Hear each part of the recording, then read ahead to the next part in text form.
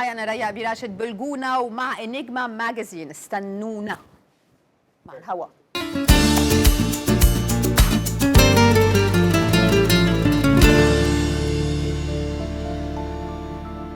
It's very important for the person that you're interviewing to feel like she's very special in that moment in time. A very good interview is two things, in my opinion. A, the atmosphere in the room, and B, your knowledge of the person. However famous they are, they need to feel special in this moment in time that is the capsule time of the interview.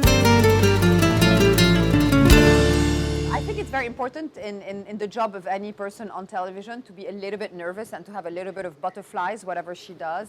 I do because it's a challenge to interview the same person several times for different projects. So let's say I've interviewed George Clooney several times. I get nervous to do something a little bit different with him because it's important to kind of do better every time. And it doesn't mean that every interview I do with him is better than the other. It's not the case. Sometimes it's worse than the one before, and then it's better, and then it's worse. You know? My first interview with Tom Cruise, I went in like a fan. And this is what I always say when I'm teaching interviews, is that you cannot make them feel like you are a fan or an admirer. Because if you're like fangirling over someone you're interviewing, A, they pick it up straight away and they take control of the interview. And that's not what you want, even if they're super famous. And B, you know, if they feel like you're like a, you know, groupie girl smiling, they will feel it too. And this is what I was. I mean, technically, if you closed your eyes in this interview and just listened to me only, no. But if you looked at my face, I was a tomato. I turned into what I called cold professional mode, i.e. I start asking him questions just to try to make him talk more. The reason why they would answer in one word is A, they're not very charismatic, so they need your help for the charisma in the room. And B, you've asked them something they don't like, so they will answer one or two words. So it's up to you as an interviewer to professionally direct the interview in another way, where you kind of catch their attention in another way. Usually it's very nice to turn very sweet with them so they feel comfortable and then they start talking. In my head, I would think, oh my God, how are we going to edit this? How are we going to edit this? He's been talking for 5 minutes. I try to interrupt him in a nice way. Sometimes I just, you know, hold my hand or stuff like that, or just try to pick when he's like breathing for a second, and then I try to interrupt. I don't like to interrupt. I think it's rude, but sometimes you just have to. But it depends, you know. You shouldn't ask a personal question to someone that doesn't like to be asked about their personal life. You shouldn't ask someone, what are you playing in a movie? Because it's rude. It means that you didn't do your research properly. You shouldn't ask questions that make people feel that you're either not researched or not interested, because they pick it up straight away. Like I said in the beginning, you have to make them feel that they are extremely, extremely. The golden age of Hollywood, I missed that completely. First of all, I would have loved to live in the golden age of Hollywood because I could have eaten all the cakes I want and be super voluptuous, and it would have been the way to look. If you look at pictures of Marilyn Monroe, I guess, you know, the eye wonders why she was the biggest movie star in the world, but she looks amazing. And, you know, you had actresses that had this mystery surrounding them that I would have loved to interview them.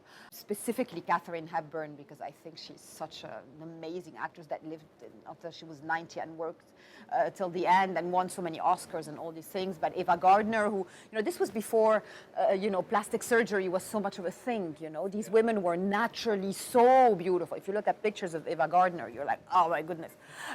So yeah, this age, Cary Grant. There's a romanticism to the golden era of Hollywood, and I would have really loved to. I would love Yusra to interview me. Her and I have become so close, we're soul sisters, and she's one of my favorite people in the world. She knows a lot about me. Maybe she should interview me. she would get a lot out of me. She should come down from her pedestal and maybe interview me. Sometimes I ask them questions which come very organically, and أنا مش مفكرة بالسؤال إنه أسأله. Once I asked Julianne Moore, you know, did you ever think that some roles were good but not good for you? And it came out of just, you know, a follow-up question that I hadn't prepared. And she was like, yes, no one's ever asked me this before. And so I still remember, I've used it after in the past with other actors, but that was the first time I had used it. It was very spontaneous and kind of innocent of me. But yes, you know, sometimes you just say something that just makes them click, and it's really nice when you have that feeling.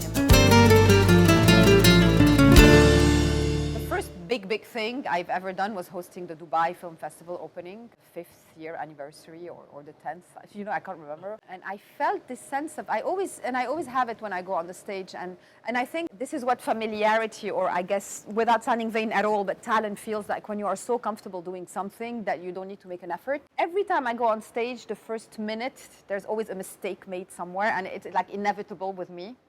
And then I just feel like I'm at home. Exactly the same when I hosted the Gouna Film Festival. I feel like I'm just at home with the stage and I can play with them and do whatever I want. And I love that. I love that kind of organic engagement that I get when I host things. And I really enjoy it. I have a lot of fun. There's a lot of butterflies, you know, going to it. And you always have to worry about, you know, saying things right. And I will always make mistakes because I have a very organic way to host. And so it's inevitable. I remember when I hosted the Gouna opening, you know, I engaged all the stars. And there was this feeling of an Oscar ceremony that I had. And it was, for me, I had a great time. أهلا وسهلا بسكوب بوكس اوفيس توب 5 العد التنازلي الامريكي. The whole thing started 2002. I think we're going to celebrate the 20 years next year of NBC2 being created. And can you imagine? I was on NBC1 and all of a sudden they tell me we are opening a Hollywood movie channel. I'm like, oh, just for me, thank you so much. And then, you know, once we created that, that was obviously the possibility. We started Scoop as a show called Stars on NBC2 anyway. And then, you know, we moved around and we came back for good to NBC2. You know, it's all part of a package. It's like a brand and a diet brand and a brand max and all these things, basically. You know, it's Scoop with Raya, it's Scoop box office, Scoop on set. You know, we're a multi-brand, but, you know, the love of cinema is real.